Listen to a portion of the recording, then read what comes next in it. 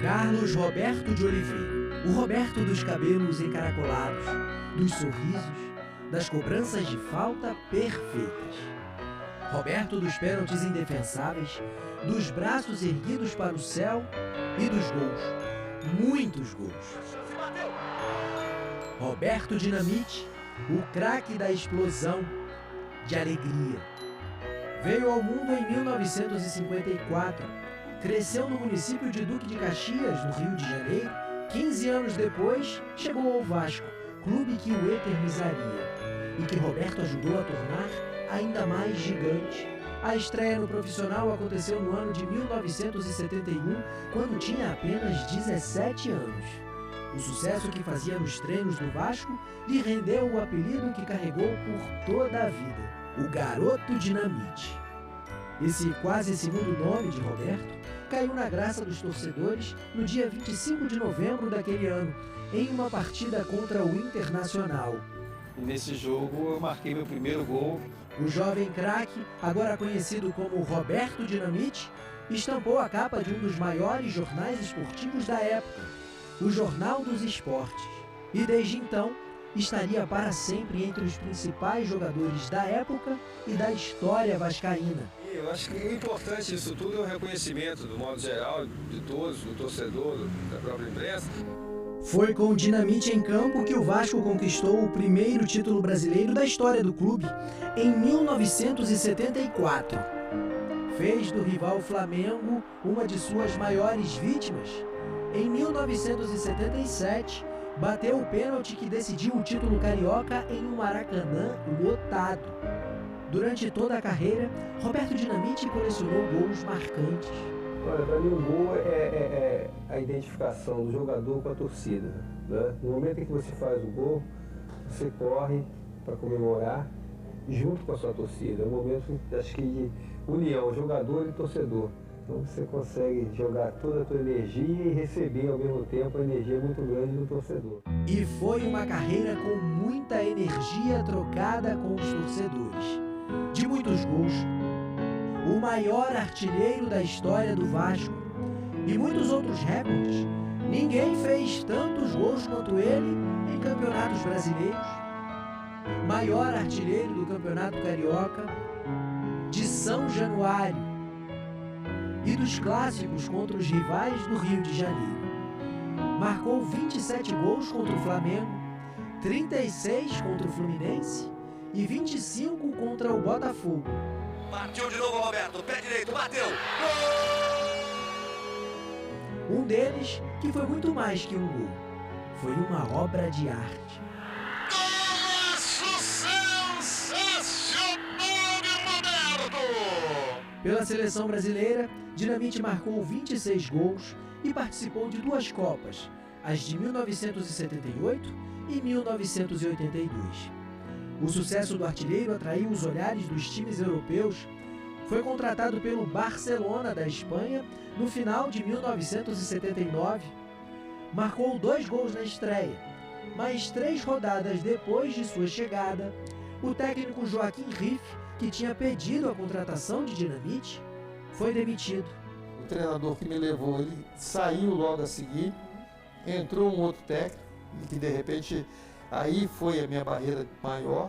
Ele não simpatizou, a coisa não caminhou como eu gostaria. Eu poderia até ficar fazendo essa adaptação, porque eu tinha um contrato de 3 anos, mas na minha cabeça jogar era a coisa mais importante. E 3 meses depois de chegar ao Barcelona e de ter feito apenas 3 gols por lá, Dinamite estava com tudo encaminhado para voltar ao Brasil. E não era para o Vasco. Eu tive a oportunidade de estar em contato com o presidente Márcio Braga do Flamengo, por intermédio de uma rádio co-irmã, e que conversamos se havia esse interesse de minha parte, se haveria a possibilidade do Barcelona, no caso, ceder no Flamengo.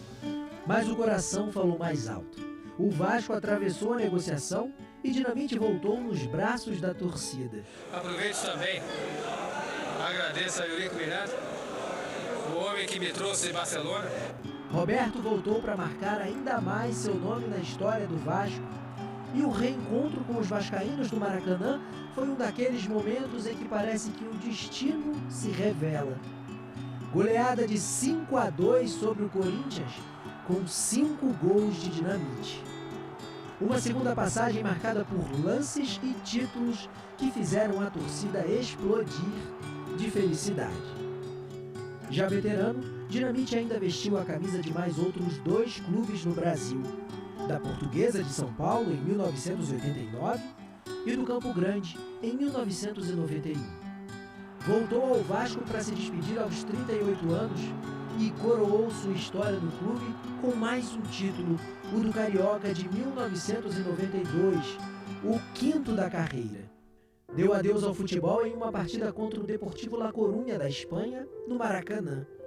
Jogo em que Zico, um de seus maiores rivais, mas um de seus melhores amigos, vestiu a camisa do Vasco para homenagear Roberto Dinamite. Depois da aposentadoria, se aventurou na política. Foi vereador e deputado estadual, mas nunca mais se afastou do Vasco. Só que a relação com Eurico Miranda não era mais a mesma. Dinamite foi expulso da tribuna de honra de São Januário em 2002 pelo então presidente do clube quando assistia a um jogo. Mas é uma posição autoritária do presidente. O que eu fiz contra o Vasco? Com certeza não fiz nada. Mas contra a pessoa do Dr. Eurico. É uma coisa que me machuca. É duro, rapaz. Em 2008, as lágrimas foram substituídas por esperança. Roberto foi eleito presidente e acabou com a dinastia de 8 anos de Eurico no mais alto cargo do clube. Na presidência, Dinamite alternou momentos de tristeza. O Clube de Regatas Vasco da Gama está rebaixado para a Série B do futebol brasileiro. E de felicidade. Viu o Vasco ser rebaixado 2 vezes e enfrentar cobranças por imensas dívidas.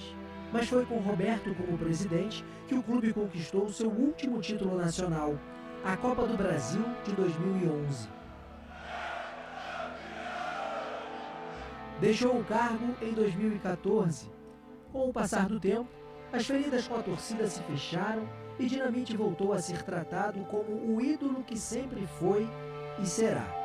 Em abril de 2022, ganhou uma estátua em São Januário, voltada para os torcedores, uma forma de agradecimento por tudo o que Dinamite fez pelo clube e para que as próximas gerações de torcedores jamais se esqueçam do maior jogador da história do Vasco. Em uma de suas últimas imagens registradas em vida, ele apareceu nas redes sociais do filho Rodrigo, chorando ao comemorar um gol do Vasco.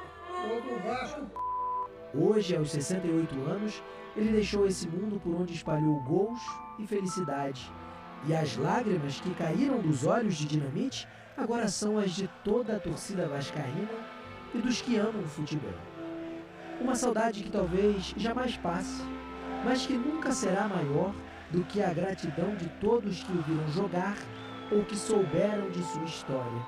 Então eu agradeço a toda a torcida do Vasco da Gama, a todos que me deram a oportunidade, o rapaz que me trouxe, o Gadinho, me trouxe para iniciar a carreira no Vasco da Gama, Célio de Souza, a todas as pessoas que realmente me apoiaram e que reconhecem o que eu represento para o Vasco da Gama.